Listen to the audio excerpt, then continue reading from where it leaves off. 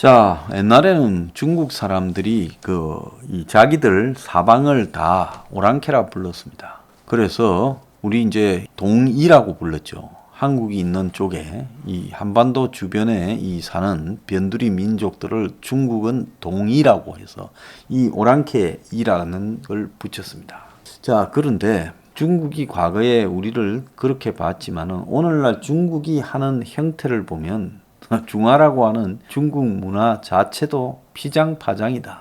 그들도 오랑캐고 우리도 오랑캐다. 이렇게 봐야 되죠.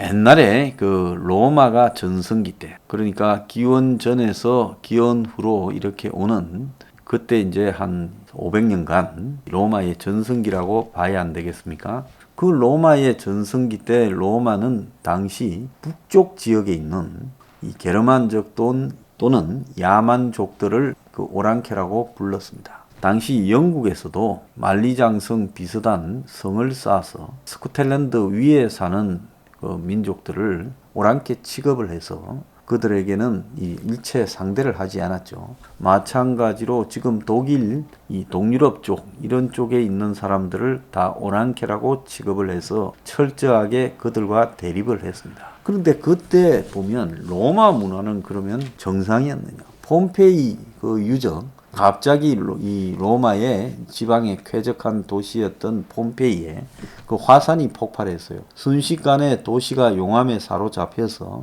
사람들이 자기가 있는 그 자리에서 다 화석이 되어버렸습니다. 그 폼페이 화석을 갖다가 이렇게 우리가 보면 얼마나 태폐향락적이고 비인간적이었는가 하는 것이 다 드러났죠. 그래서 로마의 사람들이 보였던 노예 노동에 기반한 부의 유지, 그리고 그들이 콜로세움 등에서 사람과 사람 사이에 금투사 게임을 시키고 호랑이 사자 같은 맹수들과 사람 사이에 게임을 시키고 노예들을 사고 팔고 또 그들을 잔혹하게 죽이고 이런 로마 제국을 유지하기 위해서 한 행태를 보면 그들도 야만인이었죠.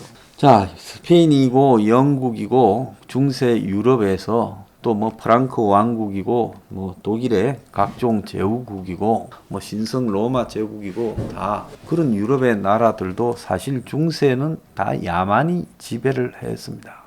가톨릭이 있었지만은 가톨릭의 주교나 신부들도 그 야만에서 자유롭지 못했고 계몽된 사회가 아니라 야만의 사회를 유지시키는데 일조를 했고 부패했고 썩어갔지요.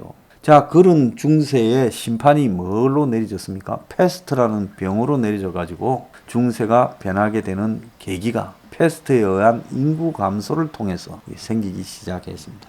자, 그 이후에 서양에는 사람에 대한 가치, 즉 인권, 더 나아가서 그 사람들이 다스려가는 근대 국가에 대한 형태, 민주주의, 자본주의라는 개념들이 나오기 시작했고 법과 제도가 갖추어지면서 비로소 지금 유럽이 인류 사상 최초로 사람다운 그런 공간들을 만들어가기 시작했고 또 그 속에서 미국으로 떠난 사람들에 의해서 미국이 민주주의, 자본주의 국가의 표상이 되었습니다.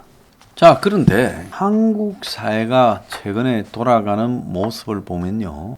우리가 이제 문항태 모든 비판을 이렇게 합니다. 사람들은 누구나 다 욕바지를 하나 세워놓고 그에게 비판하면서 자신의 책임을 벗어나려고 하는 속성이 있죠. 노무현 시대가 과연 노무현이 잘못해서 저래 됐겠습니까? 김대중의 햇볕 정책이 과연 김대중만 잘못해서 그렇게 됐겠습니까? 만약에 그렇다고 보면요. 이 나라 국민들은 대통령 하나 뽑히면 그 대통령이 끌고 가는 방향에 따라 움직이는 일종의 좀비들이지 않습니까? 대통령과 5천만 개의 좀비. 그 명이라고 이름을 붙일 수도 없어요. 그러지 않습니까? 이 나라가 그런 나라입니까? 그런데 지금 어제 문이 4년, 임기 4년 기자 간담회를 했는데 문이 자기의 민주 정치를 무너뜨린 행태에 대해서도 그것이 시대 정신인 것처럼 이야기를 하고 독재나 이런 부분을 전혀 부인하지 않고 백신 무능도 인정하지 않고 경제 붕괴도 인정하지 않고 투기공화국도 인정하지 않고 사기 도박 코인도 인정하지 않고 어떤 자신의 지임하에 이루어진 형태에 대해서도 자아 비판을 조금도 하지 않았습니다. 자, 저 정도가 되면 이건 그야말로 사람이 아니다는 거죠. 가게를 하나 해도 그 가게가 거의 망해버렸는데 가게 사장이 가게 종업원들한테 내가 잘못한 게 아니야. 너희들이 잘못했다. 이렇게 말을 하면 몇 대 맞을지 몰라요. 그런데 나라를 운영하면서 이 꼴을 만들어 놓고 저런 말을 만인이 더더라고 이야기하고 일부 국민과 언론에게까지 그 책임을 전가하고 있습니다. 이쯤 되면요. 막가자는 게 아니라 말이 대화가 필요 없을 정도의 미친 자에 불과한 겁니다. 그런데 지금까지 뭐라고 했습니까? 저자에게 지금도 30%가 넘는 지지를 보내주고 있다고 말합니다. 일부 조작과 과장이 있었지만 국민 4분의 1 정도는 아직도 문을 지지하고 있는 것도 분명한 사실입니다. 자, 저는 대한민국에서 이게 민주주의 시스템이 작동을 하는 나라인가? 70년대에 박정희 전 대통령이 유신을 가지고 그야말로 독재를 할 때도 언론들은 백지 광고를 내고 그만큼 언론의 투쟁을 지지하는 사람들도 있었던 거죠. 언론도 투쟁했고 그걸 지지하는 국민들도 있었습니다. 불이익이 돌아옴에도 불구하고 언론인들이 자기 밥그릇을 내던지면서 잘못되어가는 국가에 저항을 했습니다. 저는 박정희 정권을 긍정적으로 바라보는 부분이 좀 더 많은 사람이지만은 박정희 정권에 저항하는 언론이 있어야 되는 것도 맞는 이야기라고 보는 사람입니다. 이걸 모든 것을 다요. 어떤 부분이 옳았다고 해서 남은 부분을 다 그냥 옳았던 것처럼 만들면요. 이건 사람이 아닌 거예요. 그런데 지금 언론 모습을 한번 보세요.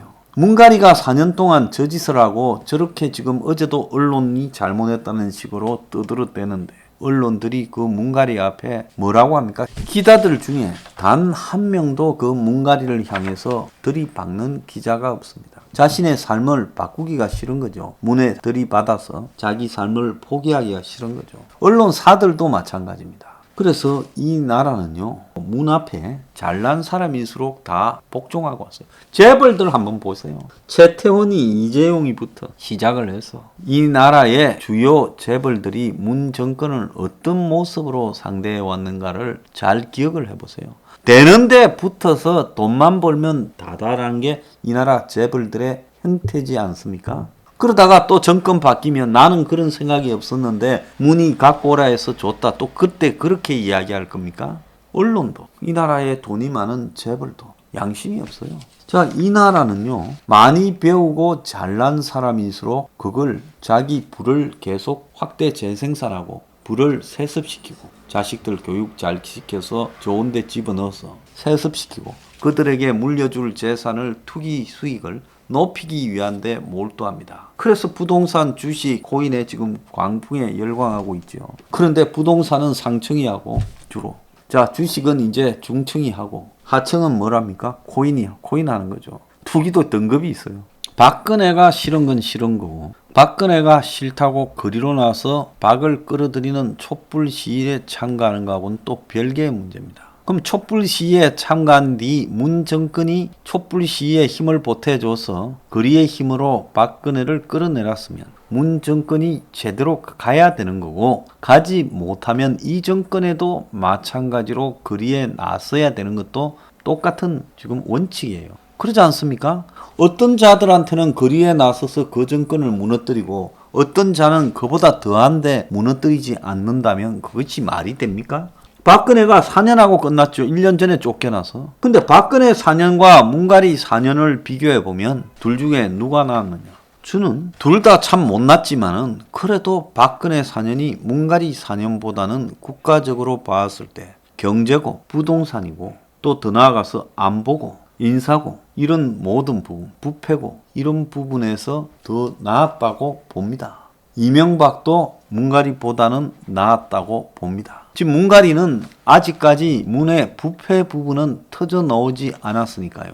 현직이고 누르고 있죠. 그래서 이게 터져 나왔을 때 이제 어떻게 보는가 봤을 때는 그때는 우리가 알지 못하는 또 다른 세계가 열리겠죠. 어쨌든 지금까지의 통치 행위, 정책의 결과만으로 보더라도 박이 문보다는 훨씬 나았다라는 것은 부인할 수 없다라는 겁니다. 자, 그런 관점에서 봤을 때 박한테는 그렇게 잔혹하게 촛불 들고 나섰는데 문한테는 안 나서는 이 국민의 심리도 저는 연구 대상이라고 보고 있습니다. 박한테는 3인방과 최순실이 있었다? 문한테는 그런 거 없습니까? 문한테는 뭐 임종석이 없고 김의겸이가 없고 문한테는 문에 영향을 미치는 이너서클 그룹이 없습니까? 진짜 없다고 봅니까? 결국은 누가 어떻게 선동하고 폭로하는가에 달려 있었던 문제에 불과한 겁니다. 자, 지금도 좌파의 촛불 세력을 주도한 집단들처럼 그냥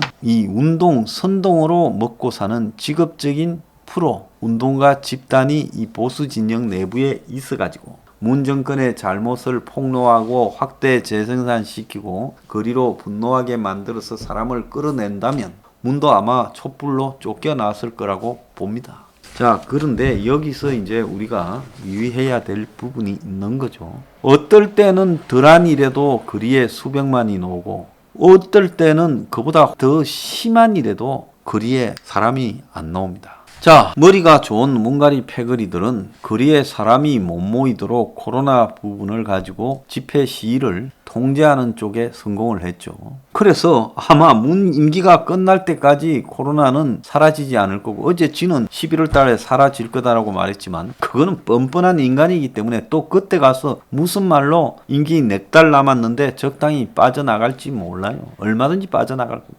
자, 그런 상황에서 이제 문을 쫓아내기 위해 거리에 시위하는 것도 어렵게 만들어놨어요. 박근혜 때 국민을 대하는 자세가 기분 나쁘다라고 들고 일어난 사람들이 문재인이 국민을 대하는 자세는 집회 시위도 못하게 합니다. 이게 도대체 코로나 감염하고 뭔 관계가 있습니까? 꽉 막힌 지하철에 아침에요. 수천 명이 타고 지하철을 갔다가 내리고 하는데 그러지 않습니까? 그 밖에서 하는 집회 시위가 지하철보다 더 위험합니까? 거기 시위에서 병이 번졌다라는 코로나가 번졌다라는 2020년 8월 15일 집회를 두들겨 잡은 것 자체도 다 거짓이지 않습니까? 그런데 그런 부분에 대해서는 누구 하나 따져보려거나 관심을 가지지 않고 정권이 광적인 태극기 부대가 코로나를 확산시켰다는 말을 대체로 다 수긍을 하고 따라가고 있습니다.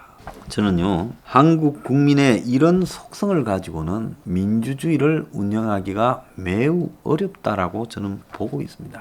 민주주의라는 것은요, 국민들이 어떤 경우든 흔들리지 않고 동일한 기준과 잣대를 가지고 대중이 권력을 갖다가 위협을 할 수 있는 그런 수준을 유지해야 되는 겁니다. 그런데 지금 이 대한민국의 민주주의는 좌파라는 세력이 선동에 따라서 만들어진 허위의 가치를 진짜인 양 믿고 있거나 그것이 아니라고 비판하는 사람조차도 그들의 행태 속에서 솔직히 50보 100보적인 행태를 함으로써 신뢰를 상실해버리고 있고 그 속에서 다수의 국민은 지지 세력을 그냥 그때그때 기분과 감정에 따라서 선동하는 대로 선택하는 중도라는 이름으로 포장된 한마디로 무지를 드러내고 있다는 겁니다. 그러니까 좌우각각이 다 답이 없는 집단이고 중도라는 자들은 선동에 따라서 움직이는데 이 선동의 기술은 좌파가 훨씬 더 뛰어나다는 거예요. 자, 이런 상황에서 한국이 민주주의를 할 수 있을 건가? 지금 코로나에 이 부동산에 주식에 미쳐 날뛰는 한국 사람들을 보면서요.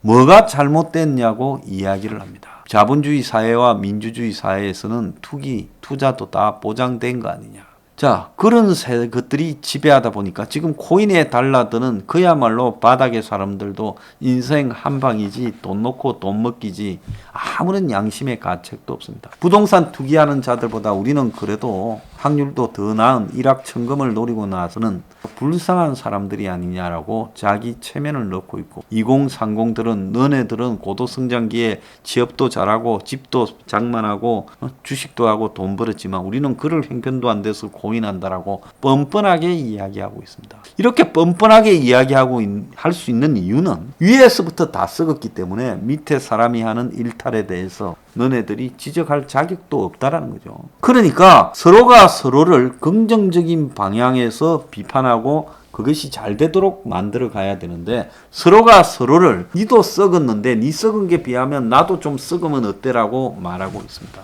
이게 이제 제가 봤을 때는 천민 자본주의의 선동에 전 국민들이 놀아나 버린 겁니다. 정치적으로도 촛불에 휩쓸리고 경제적으로도 투기에 휩쓸리고 자 이렇게 되면 이 나라의 정상적인 양심을 가지고 민주주의를 끌고 갈 수 있는 사람은 누가 있겠는가? 민주주의라는 것은요. 자기 희생과 양심에 기반한 이 책임과 권리, 자유를 의미하는 겁니다. 민주주의라는 것은요. 우리한테 뭘 주지 않습니다. 민주주의라는 건 우리한테 배고픔을 강요할 수도 있고 권리보다 더 많은 책임을 요구할 수도 있고 돈 대신 양심을 지켜라고도 요구할 수 있는 겁니다. 이런 민주주의를요 우리가 잘 할 수 있겠습니까? 현재 한국의 수준으로는요 정말로 민주주의가 하기 어렵다.